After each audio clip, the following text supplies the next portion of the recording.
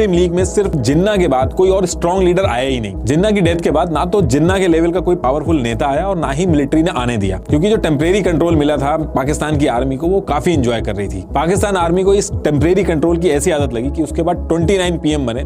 आज की डेट तक एक भी पीएम ऐसा नहीं है जिसने 5 साल अपने पूरे किए हो। किसी को मार दिया गया, किसी का तख्ता पलट कर दिया गया, इतने बड़े बड़े पॉलिटिशियंस को मारा गया। आज तक इनकी एक भी एजेंसी ये नहीं पता लगा पाई कि पीएम को मारा किसने है। इमरान खान जो थे, इनको रैली में गोली मार दी गई, ये आज तक नहीं पकड़ पाए कि गोली चलाई किसने।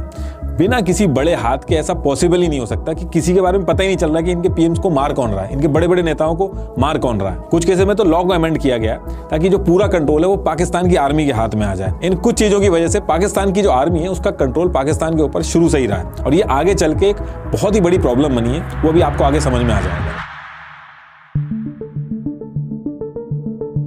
देखिए, किसी भी कंट्री को ग्रो करने के लिए पैसा तो चाहिए ही होता है। पाकिस्तान के सामने भी यही दिक्कत थी कि उसको ग्रो तो करना ही था, लेकिन सीधे सीधे इकोनॉमिक डेवलपमेंट मुश्किल था, क्योंकि उसके लिए पॉलिटिकल स्टेबिलिटी और पेशेंस चाहिए होता है, प्रोडक्शन और एक्सपोर्ट करना होता है। तो पाकिस्तान की लीडरशिप ने इसके लिए नए नए जुगाड़ निकाले और इसी एफर्ट्स में उसको दिखा यूनाइटेड स्टेट ऑफ अमेरिका और उसकी मिलिट्री नीड्स। पाकिस्तान को उस पर्टिकुलर टाइम पे रियलाइज हो गया था कि यूएस का साउथ एशिया में कोई दोस्त नहीं है और उसको सोवियत यूनियन को कंट्रोल करना है और इसके लिए उसको पाकिस्तान की जरूरत पड़ सकती है। तो इसमें उसको एक मौका दिखा। पाकिस्तान ने अपने आप को यूएस का फ्रेंड दिखाया और इसके बदले में उसको मिली फॉरेन एड। लेकिन क्वेश्चन है कि ये फॉरेन एड दी क्यों गई। देखिए, आज की डेट में आप देखते होंगे कि इंडिया के अंदर बहुत सारे यूएस के कॉल सेंटर्स हैं।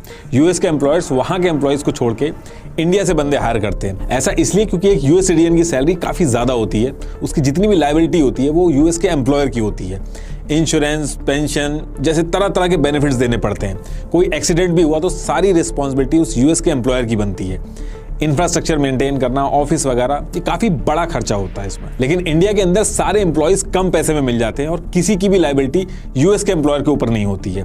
सेम कॉन्सेप्ट यूएस अपनी मिलिट्री में भी यूज करता है। देखिए, यूएस यूजुअली 2 तरीके से वॉर लड़ता है। अगर उसे लगता है कि स्टेक्स बहुत ज्यादा हाई हैं तो वो वॉर में खुद कूद जाता है, जैसे उसने वियतनाम में किया या फिर इराक में किया। लेकिन जब उसको लगता है कि सीधा कूदने में फायदा नहीं है तो वो शैडो वॉर लड़ता है। इसमें वो दुश्मन के दुश्मन को दोस्त बना के काम करता है। मान लीजिए, अपने इंटरेस्ट को पूरा करने के लिए यूएस अगर अपनी खुद की आर्मी भेजने लगेगा तो पहली चीज तो अपने सिटीजन को खतरे में डालेगा और अगर उसको कुछ हो गया तो उसका पूरा खर्चा उसको देखना होगा। प्लस कंट्री के अंदर लोगों को आंसर करना पड़ेगा कि क्यों भेजा, वॉर की जरूरत क्या थी। अगर आप अपनी मिलिट्री डायरेक्ट किसी कंट्री के अगेंस्ट में भेजते हो तो वॉर लाइक सिचुएशन हो जाती है, कंट्रीज आमने सामने आ जाती है। इसलिए ट्रेडिशनल वॉर्स की जगह यूएस अलग अलग मिलिटेंसी ग्रुप को ट्रेन करता है, उनको आर्म्स देता है और उनकी फंडिंग करता है, जिससे कि वो अपना मकसद पूरा कर पाए। जैसे अफगानिस्तान के अंदर मुजाहिदीनों से उसने अपना काम करवाया।